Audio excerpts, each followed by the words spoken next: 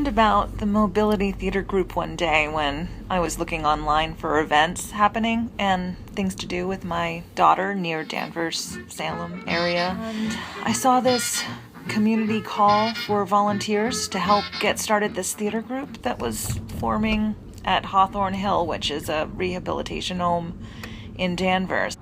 I happen to be a student working towards becoming a licensed social worker, and I have a professional background in the theater as a teacher and director and performer. So I called.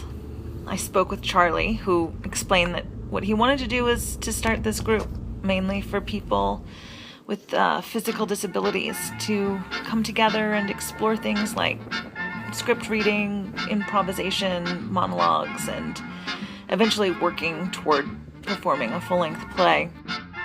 So I decided to go and meet him and see how I could help, how I could dovetail both my social work skills and my theater skills to help create this really great idea. Hallelujah. When I showed up to the first meeting, Charlie and I were the only ones there, and I could tell that he was disappointed. So what I did was I agreed to come anyway and work with just him so that we could create something together that we could show the community so that more people would maybe understand the vision that Charlie has. Who are you? I am Charlie Vogel. I've done acting for a long time, and I'm designing a group, forming a group. It is called Mobility Theater, and it has to do with people who are physically challenged, but they don't have to be. Physically challenged, where the idea is doing a show and eventually not seeing the wheelchair in front of you, but seeing the actor.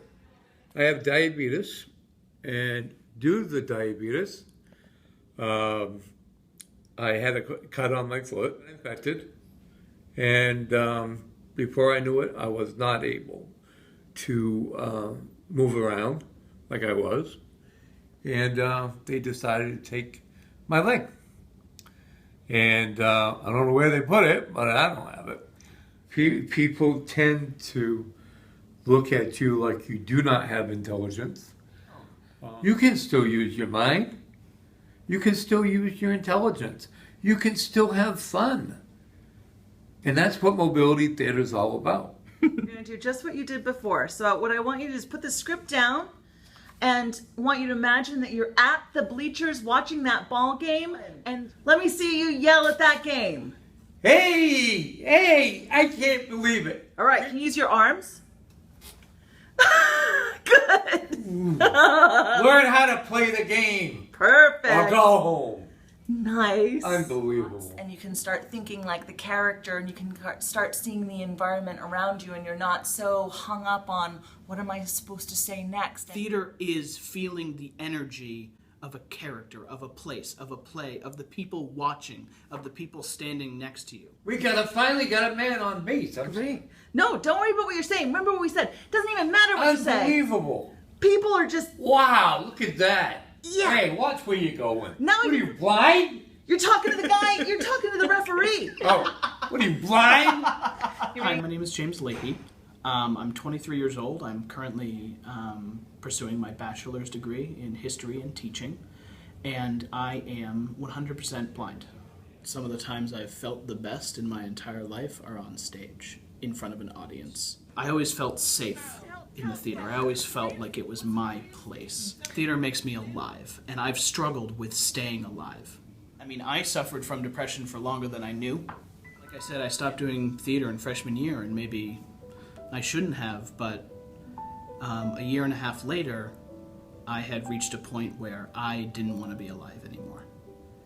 And in the process of attempting to make that so, I hit my head very hard and lost my sight. I didn't die, but my life irrevocably changed.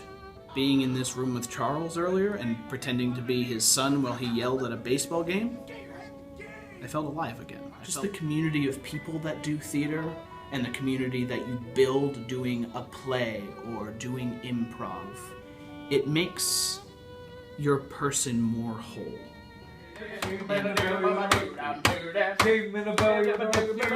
Our goals for the group are not necessarily about putting on a full-length play. So if someone's interested in joining, they don't have to worry if it's a concern to them that they're going to be expected to be in this big play and put in this huge time commitment. The goals that we'll be working on can be as simple as reading animated children's books at the library. Someone ate the feathers in my pillow last night. But has anybody seen the cat? Yes, I do. I like that. Yeah. We could do a night of these. I had a nickel, I had a dime. I saved up my pennies for a long, long time. Or just getting together once a week and doing improv games and just reading amongst ourselves and just kind of being creative and fun together. So Bought a lot of things, but I want one more. A teeny tiny kitten from the 10-cent store. My dreams of mobility theater are to increase awareness of the group and to basically give back to the community that I love and to help others realize that their potential exists. start to show me a little bit more emotion about.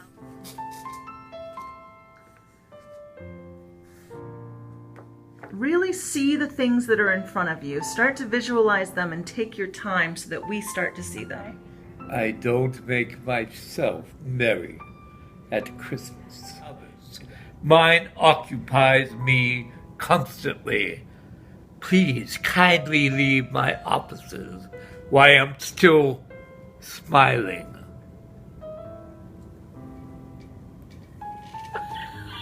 That was great. Okay, what I'm going to do tonight is to record the script on my cell phone Okay. and play it over and over again. Repetition, Yeah. because that will get it down.